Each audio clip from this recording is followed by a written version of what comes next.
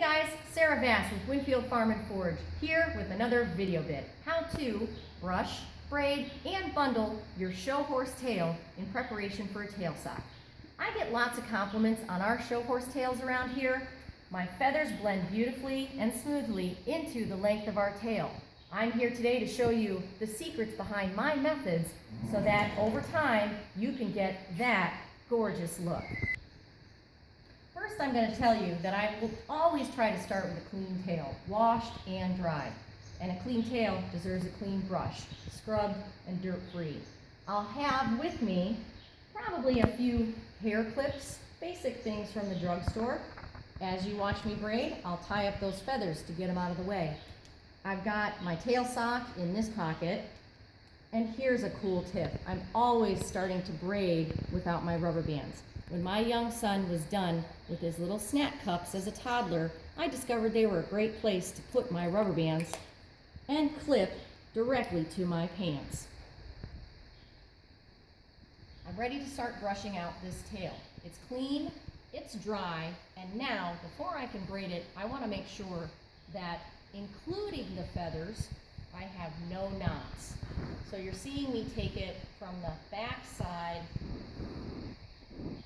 and underneath that top 2/3. I call the top 2/3 of the dock the feathers. The bottom 1/3 of the dock I'll call the tail base. As I brush out this tail, my goal is to not only make sure there is absolutely no hidden knots, but that all of these hairs are laid as straight as possible, almost like a box of new spaghetti. While I'm brushing, let's discuss why I leave so much feathering out of my braid. So I want to make sure that I'm not trapping the feathers into my top of the braid that I'm going to put into the sock. Let's talk about that. If you're a hunter person and you have to do those fantastic, beautiful hunter braids, but the feathers of your horse look like a porcupine, that's carpal tunnel real fast.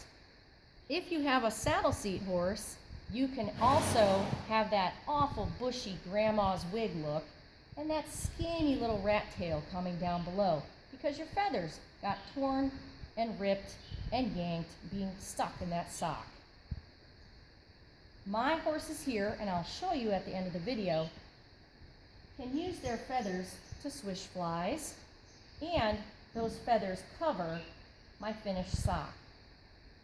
Last but not least, we're going to talk about that quarter horse with that big tail hiding under there.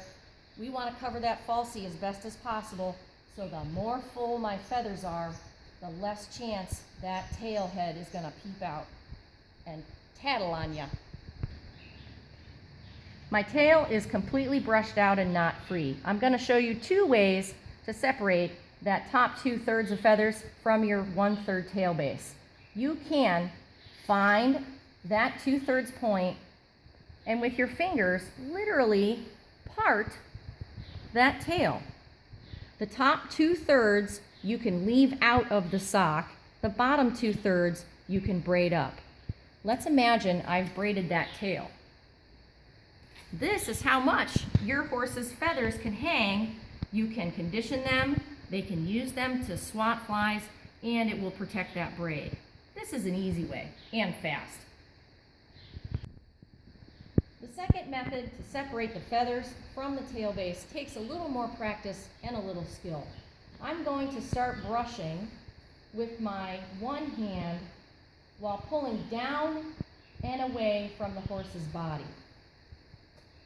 This is where knot free and straight as an arrow is going to work in your favor.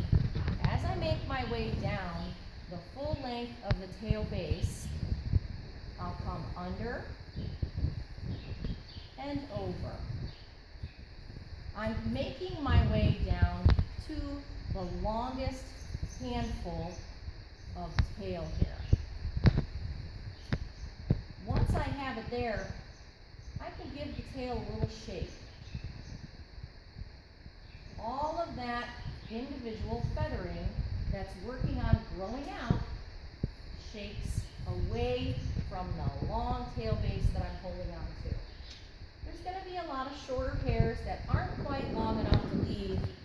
but not quite long enough to reach the end. Here's where the blending happens. I'll continue to brush under and over with an occasional swiping of my brush to pull out the feathers. I've taken a few minutes to very carefully use my fingers or the comb to separate any hair that wants to stay out of this braid. I'm taking my big drugstore clip or two and getting those feathers out of the way. Now it's time to start the braid. I'm going to find the end of my dock. I'll take my hands and carefully separate into 3 plaits of equal volume, and that takes a little feel, and start my braid. The important part is to do the first 3 to 5 plaits kind of long and loose. From here forward, then you can really tighten the braid.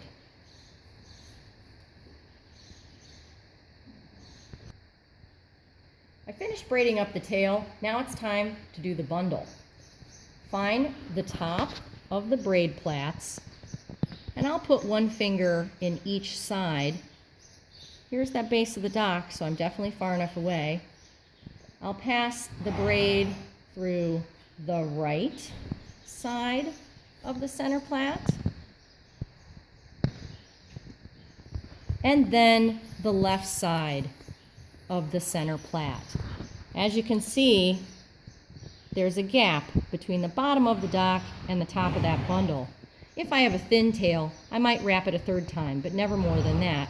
And then I'll take the braid and pass it around like that. I finished bundling up the braid and wrapped the tail end of it around itself as tight as I can. Now I'm ready to put on my tail sock.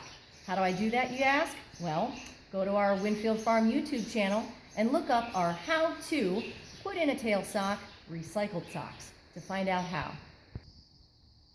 So there you have it. I've put in my sock, everything's secure and snug, and look at this. Perfectly covered, and that horse can swish flies as well. If you would like more information about our educational opportunities, our different video bit quick tips, definitely check out Winfield Farm and Forage on YouTube and Facebook, and always share with your friends. Thanks, and I'll see you again.